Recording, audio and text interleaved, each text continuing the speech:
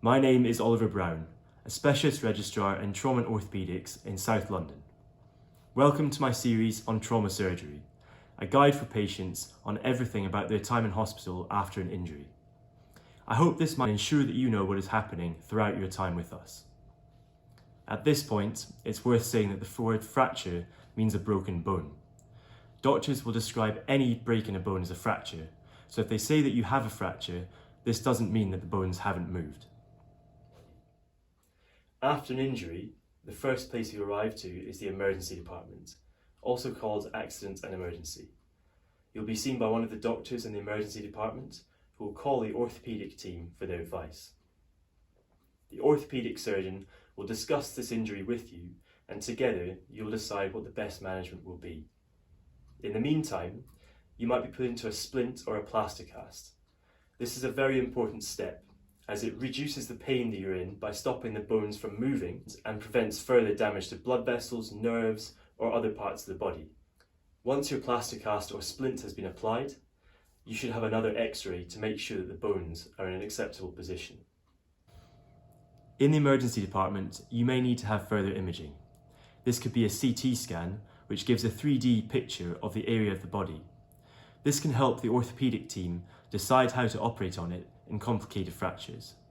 The CT scan looks a bit like a donut and is usually a quick scan lasting less than a minute.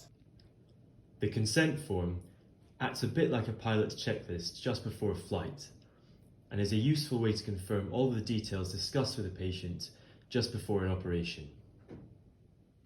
Part of the checklist involves putting a mark, usually an arrow, on the area to be operated on. A similar process will be undertaken by the anaesthetist. This is the doctor who makes sure that you don't feel pain during surgery and takes care of your body overall. They will decide how to prevent pain, and there are a number of different options, including general anaesthesia, where you're completely asleep, spinal anaesthesia with sedation, and all of these can be done in combination with nerve blocks to stop you feeling pains in specific areas of the body. Some patients are unable to provide consent, if they have dementia, for example. In this situation, the surgeon will take the patient's best interests into consideration. This may involve having a discussion with the patient's relatives or next of kin. We'll now run through some specific examples of features before surgery that we'd like to take account of. First of all, blood thinning medication. This is really important to tell the surgeon about, as it can have effects on the operation itself, as well as the anaesthetist's ability to perform spinal anaesthesia. If you take warfarin, aspirin or clopidogrel, or rivaroxaban, apixaban, or dabigatran, you should stop these before surgery. Please ask your surgeon if you have any questions about this. If you're diabetic and you take insulin, this is really important to tell your surgeon. You won't be able to control your sugars during the operation, so we'll have to do that for you using a drip. Diabetes can increase the risk of infection in surgery, so it's really important to keep your sugar levels as tight as possible before and after surgery to give you the best outcome. Bones act as the body's support and protection system, as well as performing a number of other vital functions in the body. If you've suffered a fracture but the mechanism of your injury isn't something that would cause a fracture in a young healthy person, there may be some underlying weakness in your bones. This is a very common thing to happen as we get older, but there are some other causes for this too. Smoking is bad for almost every area of the body. In particular, in surgery, it can make the risk of infection much higher and limits blood flow to the area that needs to heal. Stopping smoking after an injury will quicken up your healing process and limit your risk of an infection, which can be very bad news. It's very important to tell your surgeon and anaesthetist about your full past medical history so that they can take account of this in the peri-operative period. Surgery is no mean feat and should be done by the right person in the right place at the right time. This is why you may have to wait for your operation to be performed. Most surgery is done during the day, when everyone in the operating theatre is well rested and all of the resources that we need with us in there are available. Your surgeon will examine you on arrival and check whether the nerves and blood vessels of your affected body part are working normally. If you're sent home, it's important to return to the hospital if you're unable to do any of the movements that your surgeon was asking you to do earlier, or if the body area goes pale. This is very unlikely to happen, but it's important to know about. Fractures of the large bones of the body can rarely lead to something called compartment syndrome. This is where the pressure around the fracture builds up so that the blood can't escape, leading to more pressure.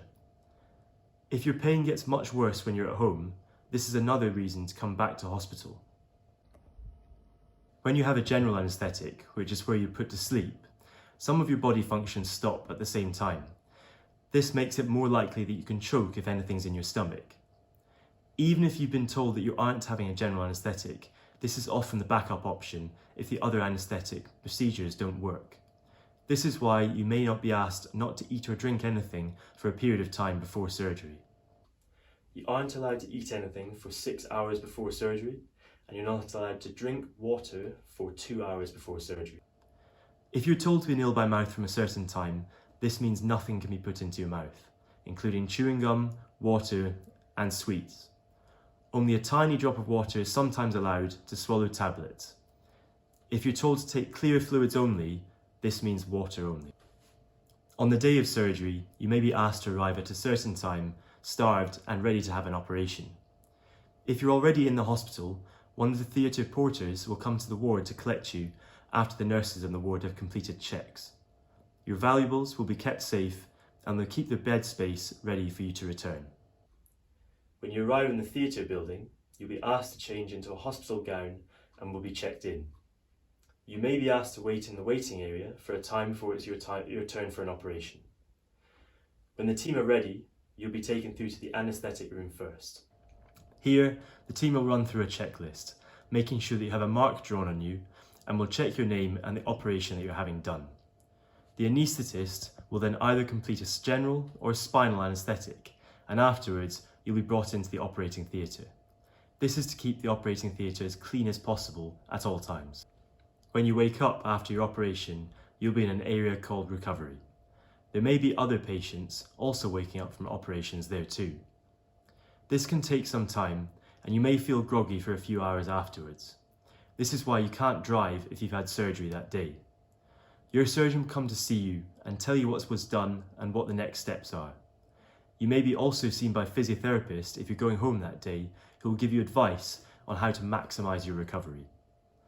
An appointment will be booked for you to be seen in fracture clinic to check up on your progress with recovery.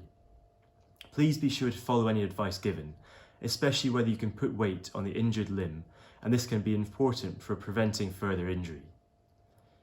You may also be asked to take blood thinning medication. This stops you from getting blood clots called a deep vein thrombosis. Thank you very much for listening to this video as part of my series on trauma surgery. I hope you found it useful and that it answered some of the questions that you may have.